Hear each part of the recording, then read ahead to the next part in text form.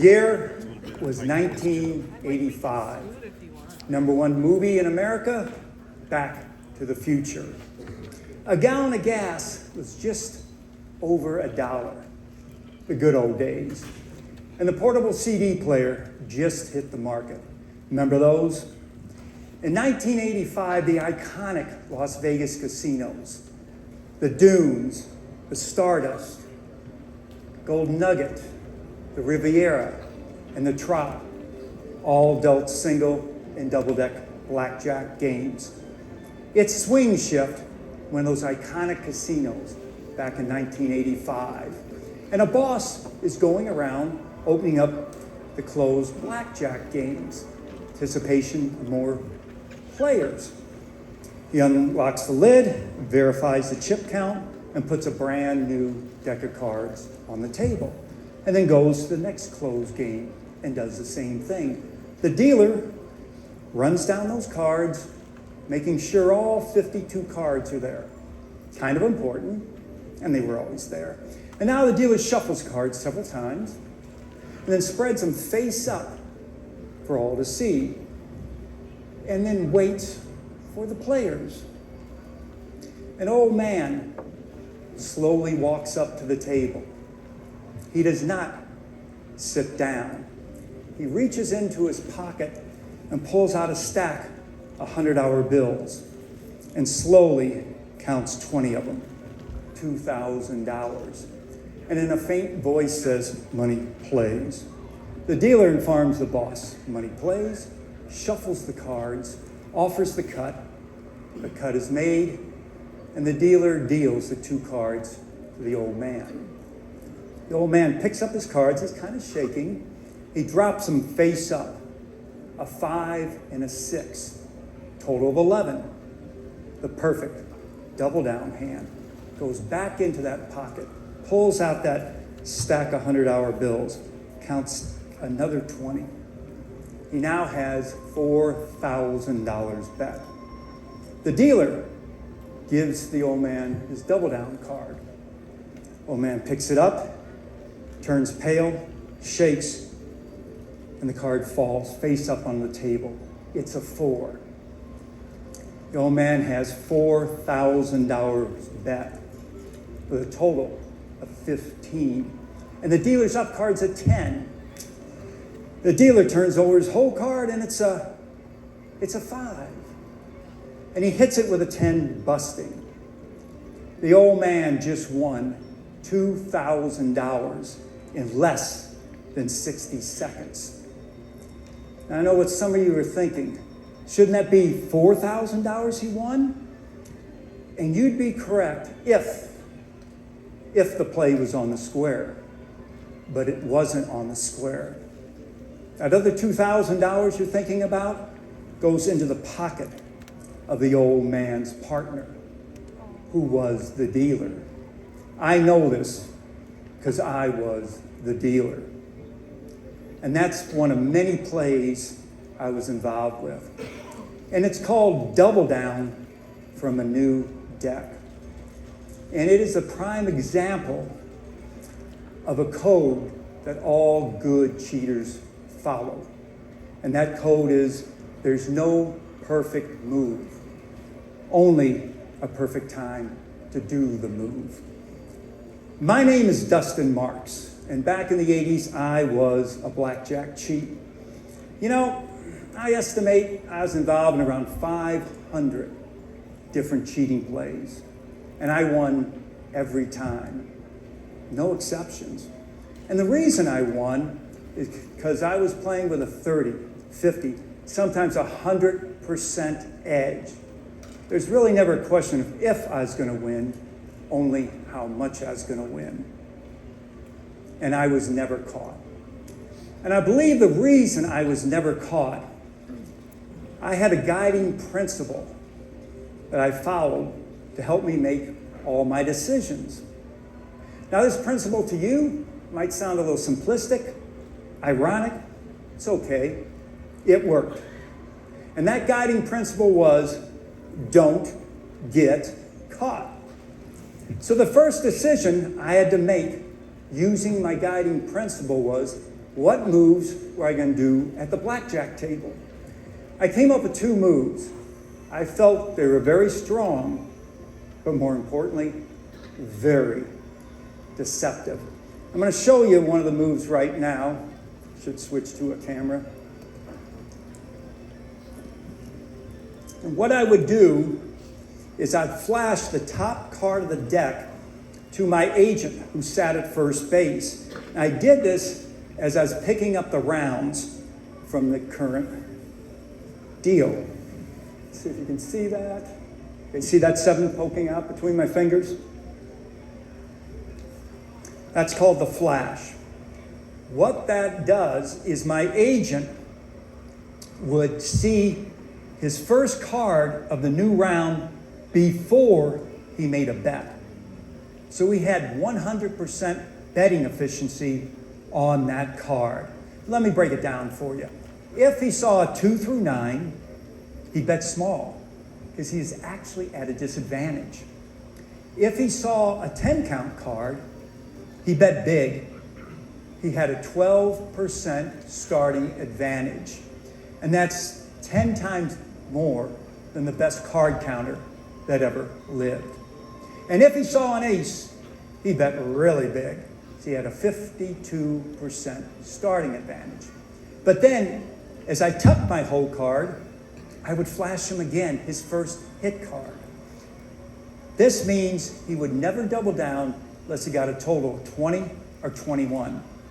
Pretty much guaranteeing he'd win that hand, which is a big advantage. Now let's say he had a 15, he saw a 6 coming, he's going to hit that for sure, regardless of the dealer's up card.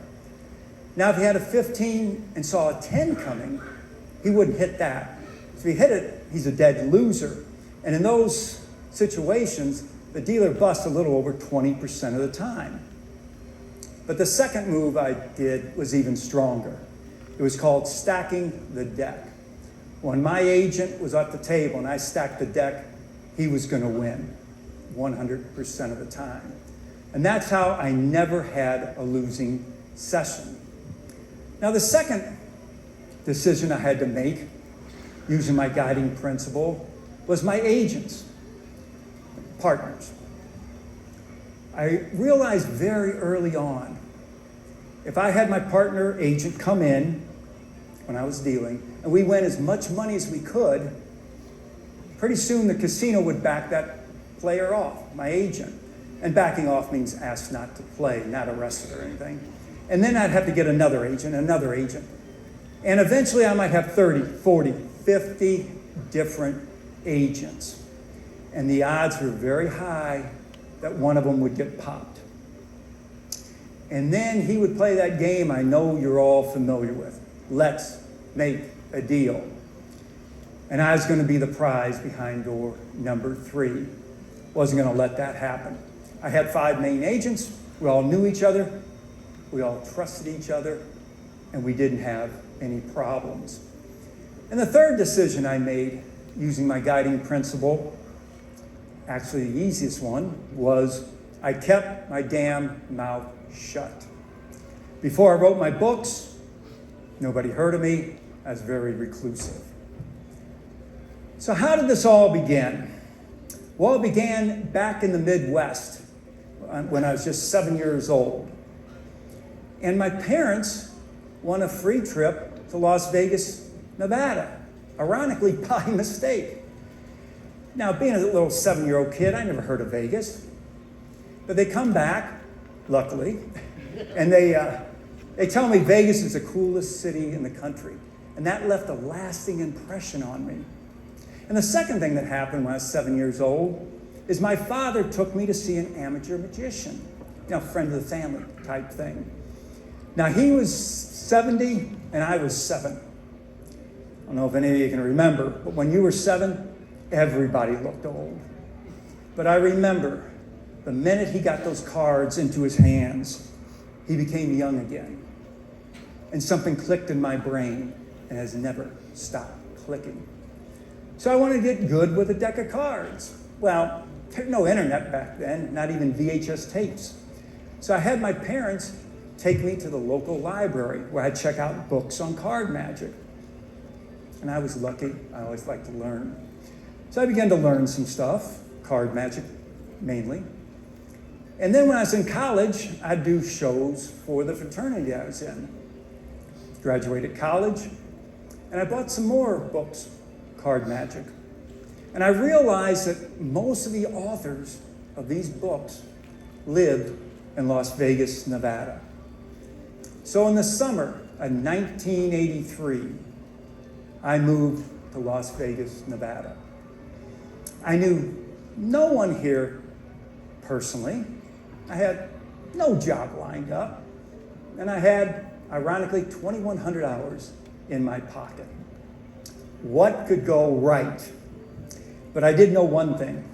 I knew the local Las Vegas magicians met every Wednesday night at Gary Darwin's Magic Club meeting. They're meeting there tomorrow night. But there was a problem. I knew when they met. I didn't know where they met. Of course, this is before the internet. So it took me about 3 weeks to find out where they met. But I'll never forget walking into that Magic Club meeting that Wednesday night. And sitting there was the legendary Jimmy Grippo, the resident magician at Caesar's Palace. And next to him, Michael Skinner, Johnny Carson's favorite magician, Alan Ackerman, Paul Harris, the Kaiser. You know, 6 weeks ago, I was in the Midwest reading these guys' books. Now, I'm sitting there with them. They were very accommodating, very friendly, and my knowledge of card magic and my skill level skyrocketed due to them. But then I started wondering who was the very best with a deck of cards. So I asked around. A lot of the names I heard of, well, actually all the names I heard of except one. And I'll call him Mr. CC. And they said this guy specialized in gambling moves, which intrigued me. But he never came to the magic meetings, and he was fairly reclusive. I wanted to meet this guy. Somehow, and I actually don't remember, I heard he was working at a downtown casino in Vegas. I go down to the casino, cut into a boss. I say, is Mr. CC working here today? He goes, you know, he used to work here, but he quit and moved back east. Well, I can't tell you exactly why, but I didn't believe him. Maybe I didn't want to. So my search continued. Now, back in the 80s, there was a book club in Vegas called Gamblers Book Club. It's on Charleston 11th. Now, from the outside, it was just an old concrete building. Nothing special. But once you walked inside, that's where the magic happened. From floor to ceiling, there were books. Books on gambling, books on magic, books on con games. I spent a lot of time in that bookstore, and I bought a lot of books. There's a guy there named Paul. We nicknamed him Bookstore Paul. And he's actually there so often, they gave him a job there. And Paul and I became friends. And I told him about my search for Mr. CC. I told Paul, you know, if you hear about him, let me know. So one day, I walk in the bookstore, and Paul does one of these. And he shows me a VHS tape by Mr. CC. And on the back, there's a picture of what we assume was Mr. CC. And I told Paul, if he ever comes in this store, let me know. A few weeks later, the phone rings. It's Bookstore Paul. He goes, I think he's in the store. Well, I lived about 20 minutes away from the bookstore. I got there in 10. I walked in, looked, spot on match. And I knew this is one of those moments, now or never. So I walked up to him. I said, are you Mr. CC? And I'll never forget what he said.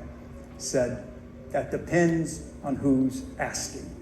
So we talked for a few minutes. They said, do you have a car? I go, yeah. He said, follow me home, which I did. 6 hours later, I left. My head was spinning so much I barely knew my name. He showed me moves with cards, with dice, with chips.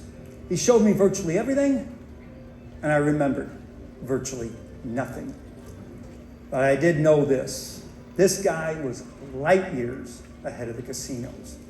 And if I could learn these moves and get good at them, I could beat the casinos. But there's a problem. My girlfriend and I were running out of money, and we were literally planning to move back to the Midwest. Well, neither's been to California. LA's only 4 hours away. And there's a place in Hollywood, California, called the Magic Castle, where all the best magicians in the world perform. I wanted to go there, but I heard you had to be a member. So I called Mr. CC and asked him, what do you know about the Magic Castle? He said, when are you going? I said, next weekend. He goes, you know what? I'm going to be in LA. I'll take you. And I'll never forget walking into the Magic Castle with him. Now, Mr. CC by then was already a semi-legend, and he's only in his 20s, mid-20s. So I got to see things and meet people I would have never got to see and meet if it wasn't for him. Well, unknown to me until several years later, when I was at the Magic Castle, I went to the restroom, and my girlfriend, who was with us, cut into Mr. CC and said, listen, we're broke. We're thinking about moving back to the Midwest. Is there anything you can do for us? So we get back to Vegas. Next day, the phone rings. It's Mr. CC. He said, come on over, which I did. He taught me to deal the game of blackjack in 2 days.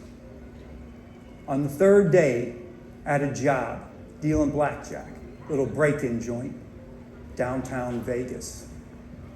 Now, I didn't cheat there, but I observed everything, the way the game was dealt, the bosses, the players. It's like a learning laboratory for me, and I was a really good student. A few months later, I got a job dealing blackjack on the Las Vegas Strip. I had my first agent come in. He was a friend, an ex-dealer, and a very good card counter. And we started cheating, and it started working. And I knew this was going to work. A few months passed, get a phone call. It's Mr. CC. He says, come on over. We're forming a team. I want you to be part of it.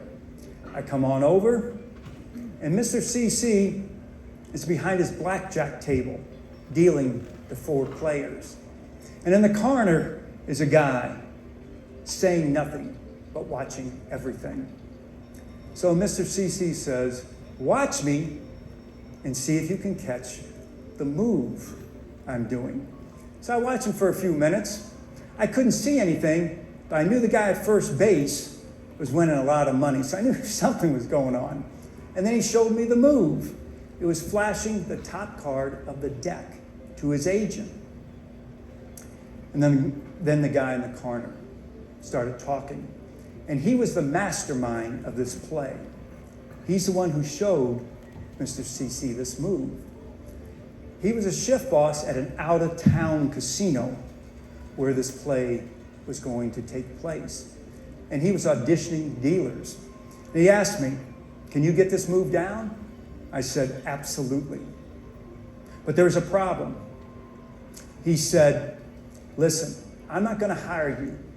If this play goes south, I don't want any connection between you and I.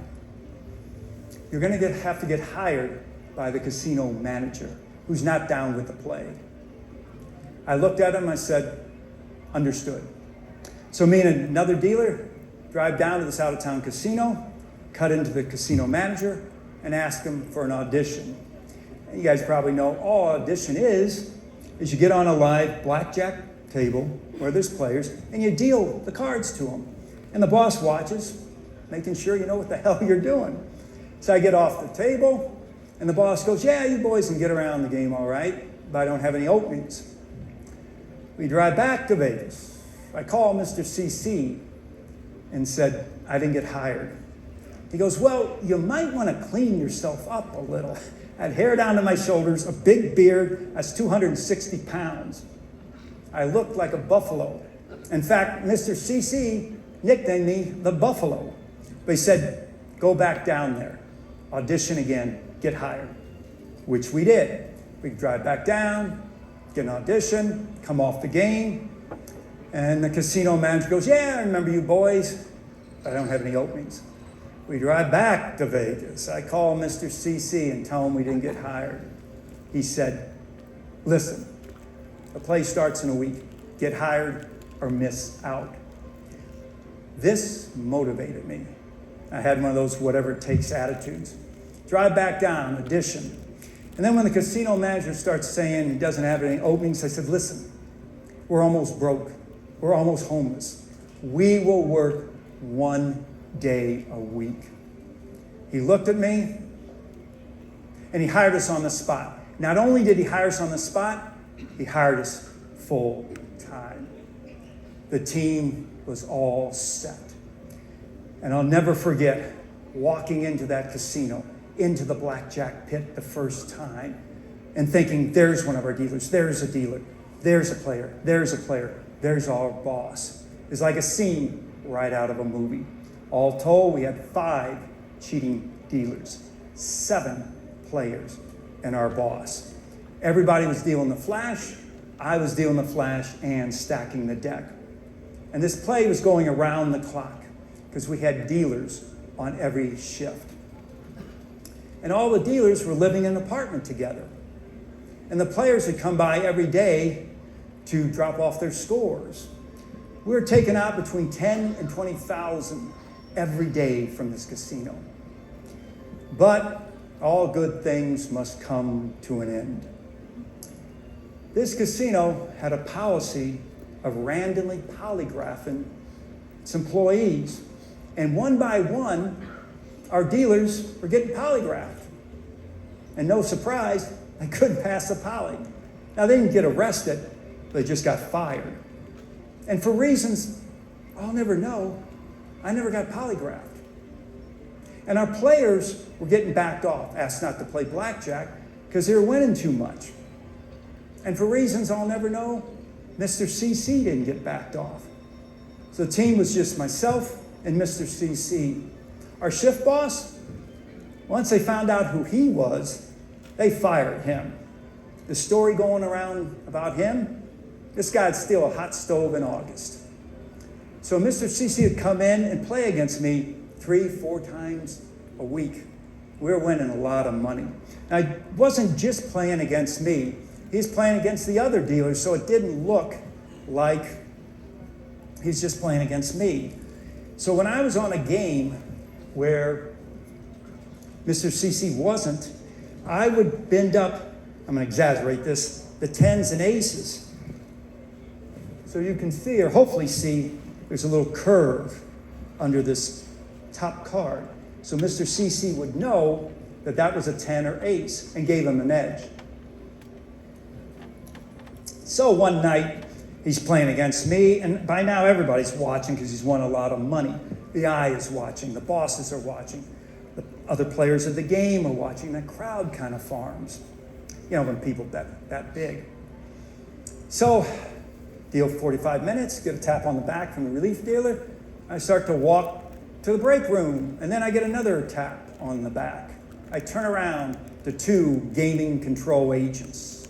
Now, the Gaming Control Board is the policing agency for the state of Nevada, for the casinos. And these 2 agents said, we want to talk to you.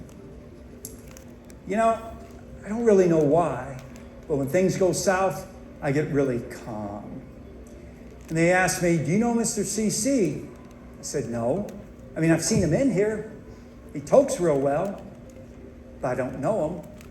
And they asked, did you ever work at XYZ Casino?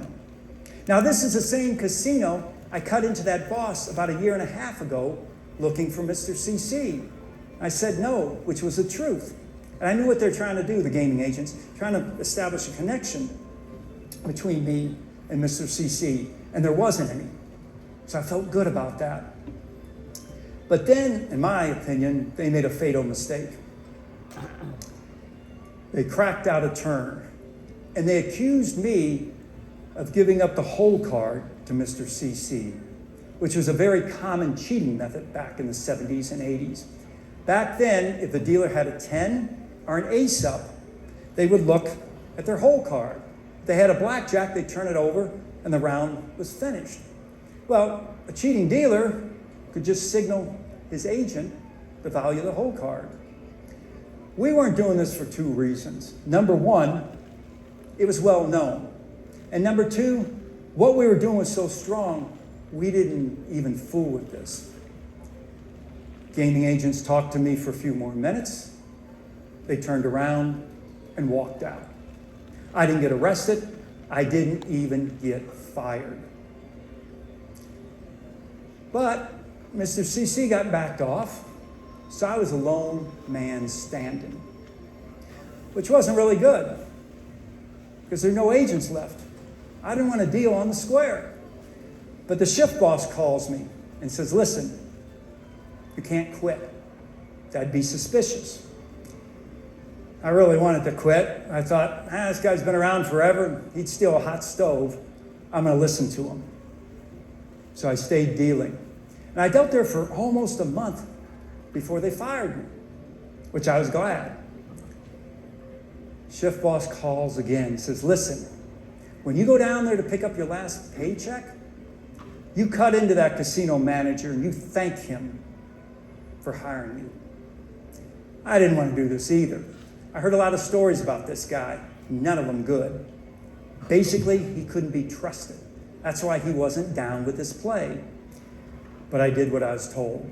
Drive down there, get my paycheck, cut into him, thank him for hiring me. Did he believe me? Probably not.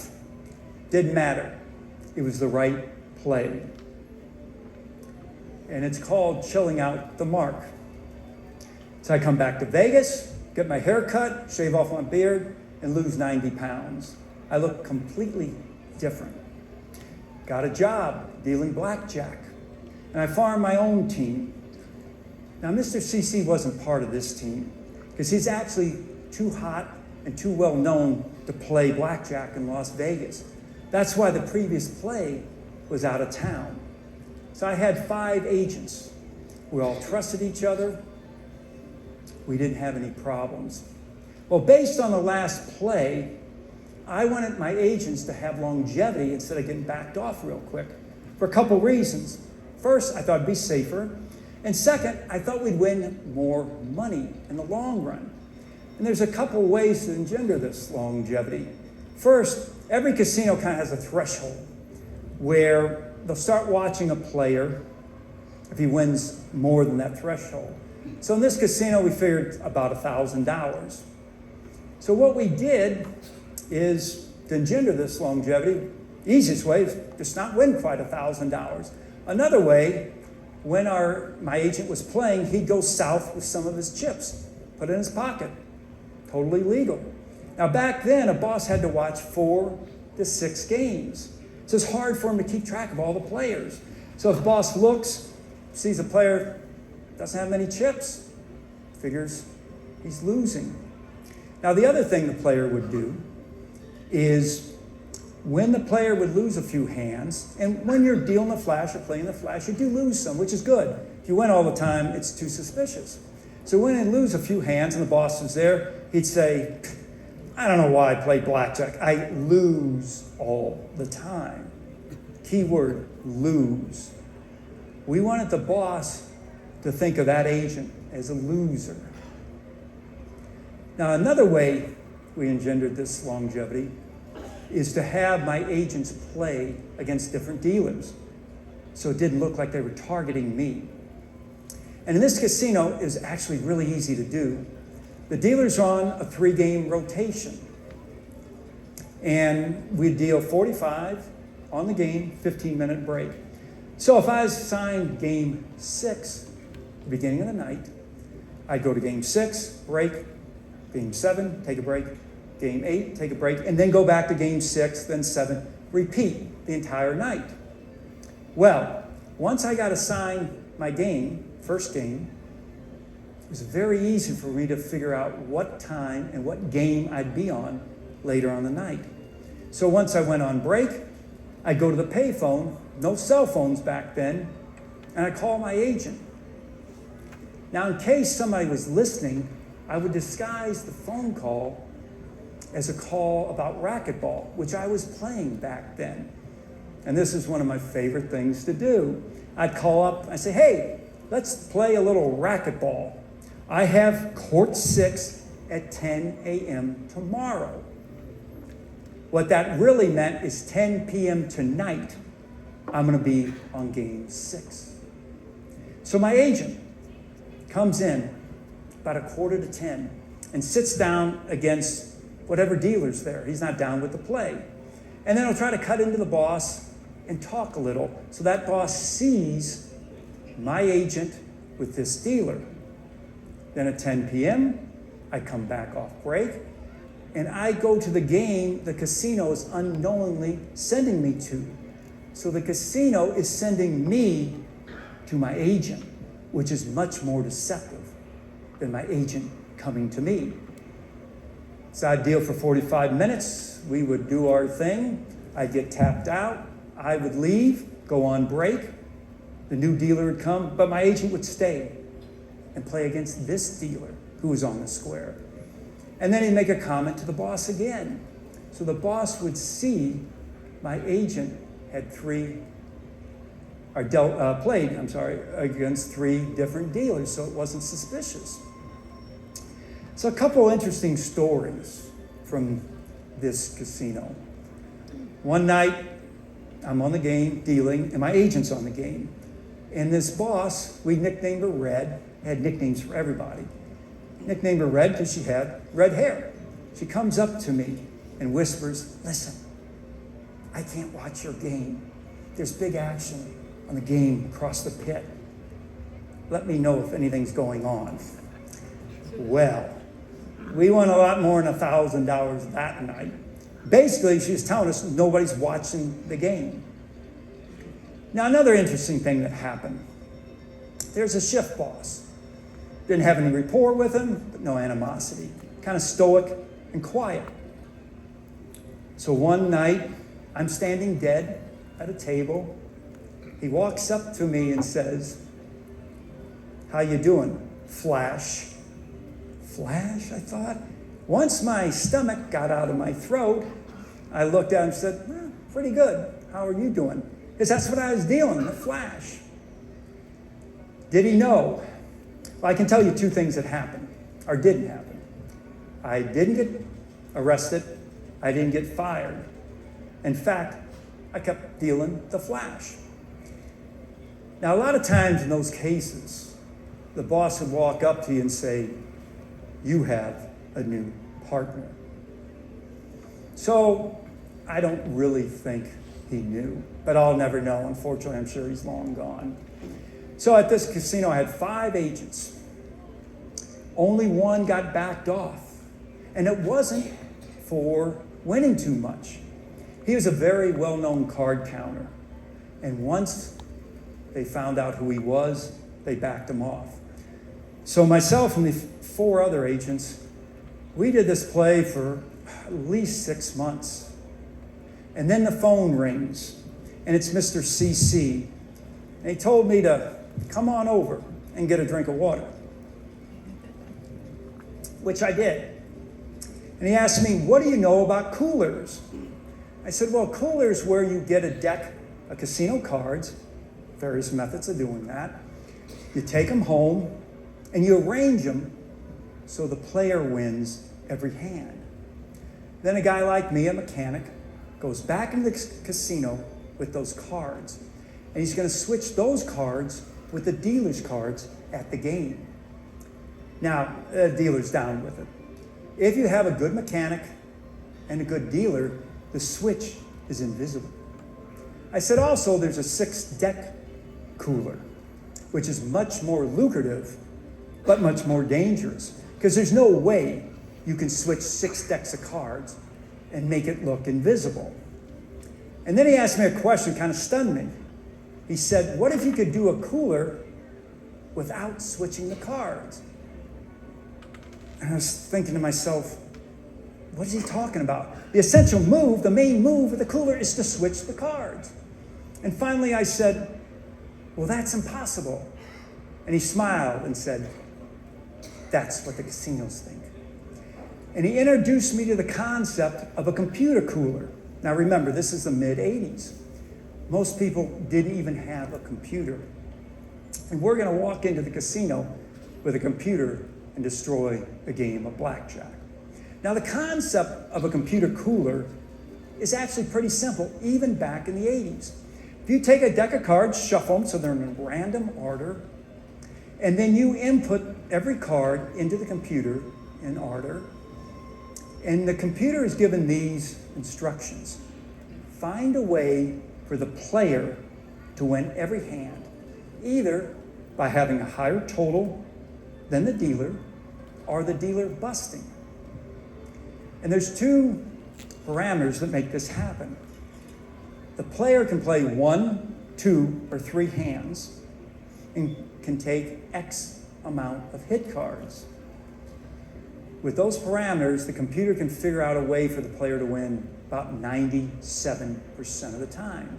Now there's some built-in safeguards. A player must hit to at least 12. He can't stand on a 7. That would be very suspicious. He also can't hit more than a hard 16. He hits a hard 18, catches a 3. That's going to bring a lot of heat. And there's also a couple other instructions built in to the computer. The computer is going to try to find as many winning double down hands and blackjack hands as possible for the player. Now I said, in concept, computer cooler's pretty simple. But in execution, it's anything but simple. To get a computer cooler down in the casino, you need an entire team. Let me introduce you to the team. Please stand. I'm kidding. So the first person is the recorder. He's going to be at the blackjack table recording every card. Now remember, this is a face-up 6-deck blackjack game. Now he has to wear the computer. Can't miniaturize computers back in those days. So the motherboard is literally strapped onto his back with Velcro. And then he wears a jacket. Because if you walk into a casino with a motherboard on your back in the 80s, everybody's going to think of the B word, not blackjack, it's bomb. Then he doesn't have a keyboard, he has a keypad, which is in his front pocket, and he uses his fingers to record every card he sees. He doesn't have a monitor, he has an earpiece, and it's wired. No wireless back then, he has long hair to cover that. And believe it or not, back in the 80s, they programmed the computer to talk. Actually, just say 2 words, 2 numbers, like 2, 3, which meant the player's going to play 2 hands and take 3 hit cards. Now, the recorder can do everything perfect, but if the dealer shuffles those cards, it's all for nothing. So that's a second member of the team, the dealer. Now there's 2 approaches for a dealer. Get a guy like me who could false shuffle 6 decks of cards, but I'd have to get hired in a major casino and then in a few months lose about 150 large to a player. That would be suspicious. So we did the second approach. We found a dealer, been working in the same casino 10 plus years, spotless record, and had a little larceny. Now, I'll take that back. Had a lot of larceny. Now, he couldn't do the shuffle I did, false shuffle, because if he has 1 card to hang, meaning out of order, it'd ruin the computer cooler. What he did, and I'm going to demonstrate, is a sky shuffle. Now, a sky shuffle was invented for one reason and one reason only, and that is to beat the eye in the sky. Back in the 80s, the casinos had 1 camera for 3 games. And normally, it was on wide angle, so it could watch all 3 games. So it couldn't pick up these little finite moves. Now, this probably won't fool you here because the angle is not exactly correct and zoomed in, but I'll just give you the idea how actually easy the sky shuffle was. All the dealer do is riffle one half and then the other in this. I guess you guys can see what I'm doing. It's kind of hard to turn around. Anyway, that's the sky shuffle. So we have the recorder, we have the dealer, and now we need a player to win all the money. He's called the BP, big player. He doesn't have to have any mechanical abilities, but he has to be a good actor. Because when the computer cooler goes down, he's got to act like this is the luckiest night of his life. He only has to do 2 things. First, get the signal from the recorder so he knows how many hands to play and how many hit cards. And second, he's got to stay cool. He's got to stay very cool because all the eyes in the casino are on him when he plays. Now, this BP we had, he wasn't any Mother Teresa. In fact, we had concerns. Now, when the recorder is at the blackjack table recording, it has to be all our players. You can't have any squares, other players at the game. So the 4th group are the players. And the main player is the captain. He sits at first base, and he's in charge of everything that happens at that game. And he has 2 main jobs. First, determine if there's any heat, meaning he thinks the casino somehow knows what we're doing. If so, he gives a scrub sign, and we all leave, and we might not come back. And second, he wants to time this computer cooler so our dealer doesn't deal to the BP. The relief dealer does. Now, to make this happen, you need to understand a couple things about casinos. Number 1, they're very regimented. So if the dealers are doing 45 minutes on and 15 minutes off, and our dealer comes on at, say, 7:15, I know it exactly. 8 o'clock, the relief dealer is going to tap him on the back, relieve him, he goes on break, and the relief dealer takes over. And the second thing is when a dealer starts shuffling those cards, they must continue shuffling until the shuffle's complete before they go on break. Tonight's the night. Tonight we're going to walk into a casino with a computer and destroy the game of blackjack. We walk in, we see our dealer, but there's squares at his table, other players. So we sit down on the empty seats. Now, when you're doing something big like a computer cooler, you can't do anything crazy, like getting a fake fight with a player so he leaves, or give a player $500 and tell him to take a hike. That could come back to bite you. It's a waiting game. We wait, players never leave, our dealer goes on break. Comes back to another game, there's players. This continues the entire night. Never could, what we call, lock up the game, all our players. Come back a second night, same thing. It's getting boring. Come back a third night, same thing. Really frustrating. Now, our dealer has 2 days off. So we wait, it seems like forever. Finally, our dealer comes back to the casino to work. We walk in, he's just tapped out a dealer. And he's on a dead game, meaning no players. So we descend onto his game. Finally, we got the game locked up. Now, in a 45-minute span, the dealer's going to deal about 3 shoes. So I, as a captain, have to figure out which shoe the recorder's going to record. Because if I pick a shoe too soon, that means our dealer is going to deal some cards the BP, which is not good. But even worse, when he gets relieved by that relief dealer, the first thing she does is burn a card, discard a card. That ruins the computer cooler. If I pick a shoe too late, that means the relief dealer is going to shuffle those cards. And you know, as charming as I can be, I just don't think I could talk a dealer into false shuffling 6 decks of cards for us. So now I'm looking at my watch, and I'm figuring out which shoe. I determine the shoe. I give the signal. Now the recorder comes up to the game. Now he doesn't sit down because it'd be too tough for him to play the game and, actually be on this side, and record every card. So he's standing there right over my shoulder, recording everything. And him and I talk, because it'd be very strange for a guy to stand over my shoulder for like 15 minutes and we don't know each other. In fact, everybody at the table talks. They know each other. We want the casino to think this, and you'll see why in a minute. So now I know that I want a plastic cut card, which indicates the end of the shoe, and the dealer's going to shuffle to come out at either 7:58 or 7:59. Only have a 2-minute window for it to work. So I'm constantly evaluating the play and the speed we're playing.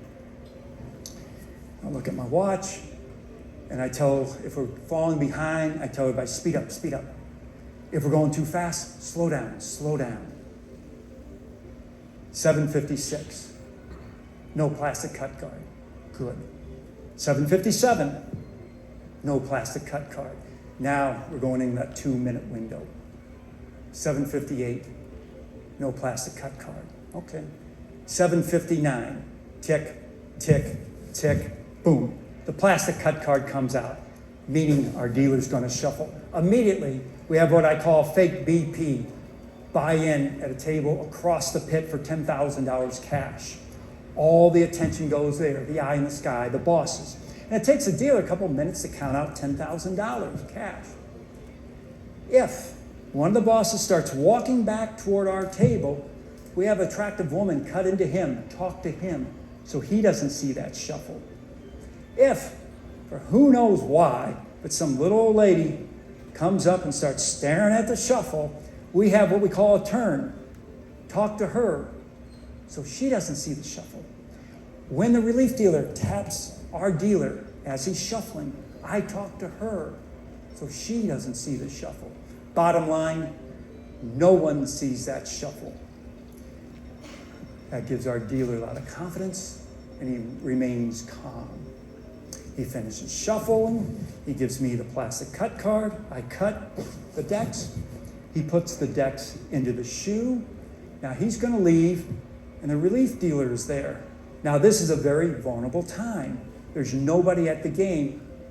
The players, all of us, including the recorder, I say, hey guys, let's go to dinner. So we all get up and we leave. So there's nobody at that game for a few minutes, or seconds, hopefully. If a square sits down at that table, it ruins the computer cooler. And if our BP doesn't get there quick enough, the dealers are instructed to take the cards out and spread them. So our BP walks up to the game, does one of these to the boss, say, listen, I want a private game. I'm going to fire, say, $3,000 a hand, whatever the limit was. And the boss makes it a private game. So now nobody can sit down. The BP has the table locked up. BP looks, finds the recorder, and gets the signal and starts playing. Now, I got to give credit where credit's due. This BP did something very, very smart. He asked for change. He got green, quarters, $25 chips. Now, back in the 80s, when somebody was firing, playing table max, a big crowd would form. So after each round, when he won, he would turn around and throw that chip into the crowd. Well, the crowd would go wild. And this did two things. Number one, it made our BP look like a sucker, which is exactly what we wanted. And number two, when he turned around like that, guess who was in the crowd? Yeah, the recorder. So he got the signals. That looked way better. And after every round, the BP would be doing this. You know, what's he looking at? What's he looking for? Now, all the players are now told to go back to Mr. CC's house. Now, we're gone. And again, this is the 80s, no cell phones, so we're out of communication. We don't know what's going on. BP plays, Plastic cut card comes out, end of the shoe, end of the computer cooler. The recorder takes off. Because if they stop him and search him, they got him dead to rights. And now the BP has to walk up to this casino cage and cash out. This is another vulnerable time. If the casinos think anything was going on, this is when they're going to confront him. So we're all back at Mr. CC's house, except, of course, for the BP and myself. I wait purposely. Then I drive up very slowly to Mr. CC's house, and I'm looking for any suspicious cars, suspicious activities. I don't see any. Knock on the door. Mr. CC opens it. I said, "Is Iggy here?" Now, Iggy was the name we gave the BP. Mr. CC says no. Now, this is not good. One of three possibilities. Number one, Iggy's just taking his time, being cautious, making sure he's not followed. Okay, cool. Number two, he got popped at the casino cage. And he could have rolled on us, and the next knock could be the cops. Our number three, now let me tell you a little more about Iggy. Iggy told us before the play that the FBI was looking for him, some kind of stock scam. That isn't good. And he told us another story. When he was younger, him and his partner got in a fight, and his partner shot him in the gut, and he's driving himself to the hospital holding in his guts. Oh, that's the kind of guy you want the whole family to meet. So, we're concerned, me and Mr. CC. You know, we're in our 20s, we're card cheats. This guy's in his 50s, he sounds like a bad guy. So we came up with this idea in case Iggy was thinking about taking off with our money. We told Iggy this is the first play, first computer cooler. If you do good at this computer cooler, we have another spot, another casino, where we think the score is going to be about $1 million. So we thought if Iggy had any ideas of running with our money, he might wait till the $1 million play, which was fictitious. So we're all in Mr. CC's house, and you can feel the tension. And then there's a knock on the door. And we all look at each other. Mr. CC comes up to the door. Now, we don't know who or what is on the other side of that door. And Mr. CC opens the door, and there is a first time for everything. It's Iggy with a brown paper bag. He marches into the kitchen table and dumps $151,000 in cash onto the kitchen table. And we all celebrate like we just won the Super Bowl. I was involved in 4 other computer coolers. They all went well, but this was the big one. This is the one I'll remember till rapture. So this is how a little 7-year-old kid from the Midwest who never heard of Vegas, didn't know how to play the game of blackjack, winds up on this stage, on this day, sharing his story with you. I want to thank you for listening, and I want to thank Willie for inviting me to speak. If there's any questions, there's time left. If you want to know more about that first play, Double Down from a New Deck, I'd be happy to share it with you. Otherwise, thank you.